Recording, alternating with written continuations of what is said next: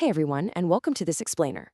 Today, we're unpacking a really fascinating and definitely highly debated conversation from the Another Nobody podcast, featuring researcher Dr. Fiona Girkin.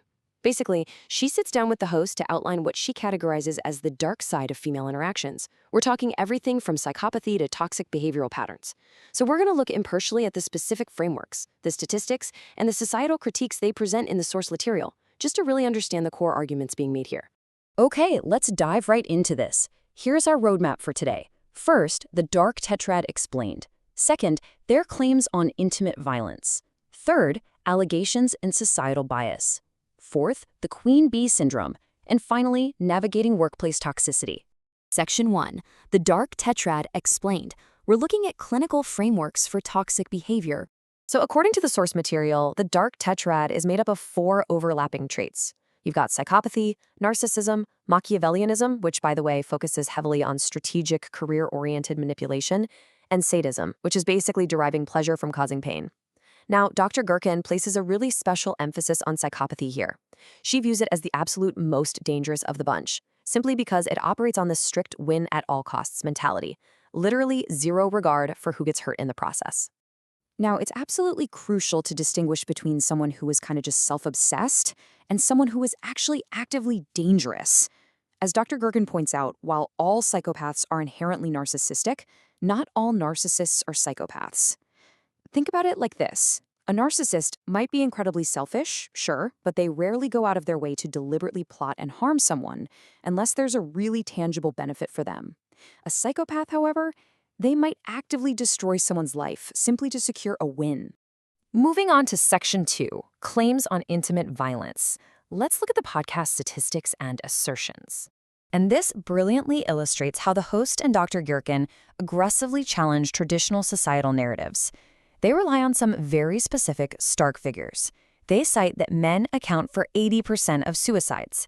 They also state that 51% of intimate partner violence victims are men, and get this, in cases of bilateral or mutual violence, women are the instigators 70% of the time. They use these exact data points to build their case that female violence is this massive, heavily underreported issue. To explain these numbers, Dr. Girkin asserts that female violence frequently manifests really differently than male violence. She argues it's often highly psychological and emotional, pushing buttons, manipulating, and basically using words as weapons to completely destroy someone internally.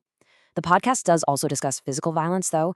Specifically, they reference the extreme Sarah Boone suitcase case as an example of what they classify as bilateral, mutual violence that ended in tragedy, making a point to emphasize that both parties in that specific case had histories of domestic violence arrests.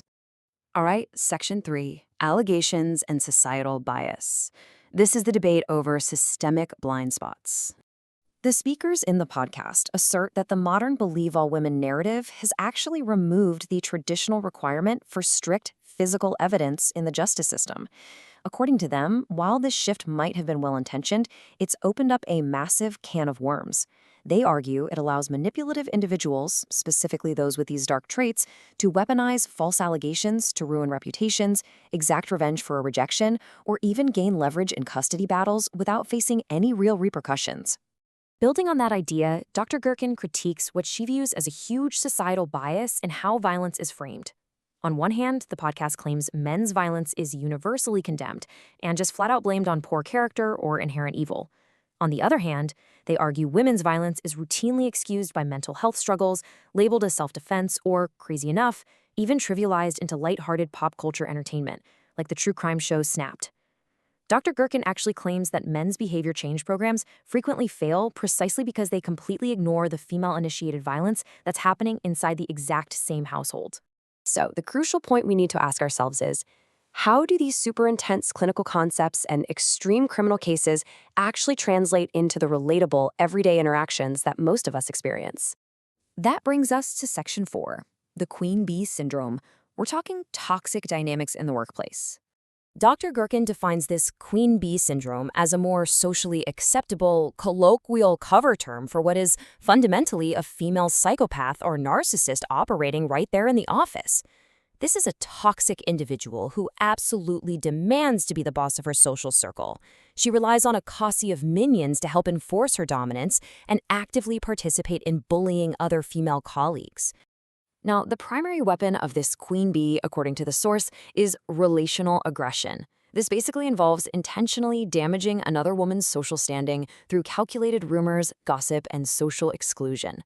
The podcast highlights a really specific anecdote from Dr. Girkin's research where a targeted female coworker was deliberately forced to man the phones while the rest of the women in the office went out to a group lunch together. It perfectly illustrates just how calculated and isolating this kind of aggression can be. But why does this even happen? Well, the podcast hypothesizes that this specific brand of workplace cattiness stems from a false societal perception of limited professional resources.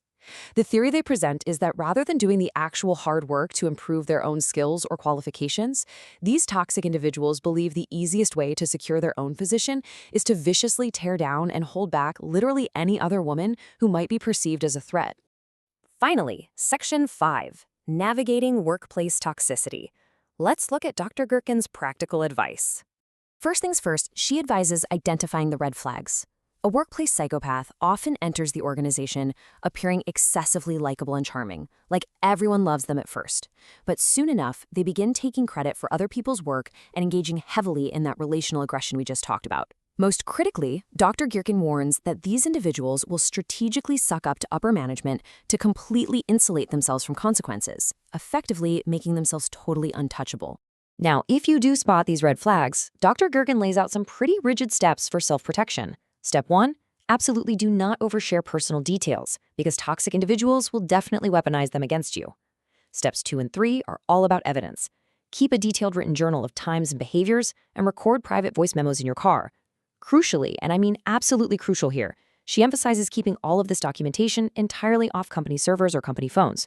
Finally, step 4, you just have to realistically decide if it is worth staying to fight the battle, or if you simply need to leave the job to protect your own mental health. Perhaps one of their most specific and controversial pieces of advice is a deep skepticism of human resources. The speakers strongly caution against relying strictly on HR. Dr. Girkin asserts that due to the alleged feminization of modern HR departments, they often prioritize protecting people's feelings rather than engaging in factual, objective problem solving. According to her, this renders them largely ineffective at managing actual, deeply rooted toxicity. And that brings us to the end of our explainer on this source material. While the podcast focused really heavily on the female application of the Dark Tetrad, the underlying theme here is ultimately about recognizing manipulation in absolutely any form. So it leaves us with a pretty provocative question. If these dark traits are fundamentally a human condition and not strictly a gendered one, how can we universally improve our ability to spot, document, and manage manipulation so we can hold all toxic behavior, regardless of who perpetrates it, to the exact same standard? Thanks so much for joining us on this one, and as always, keep asking questions.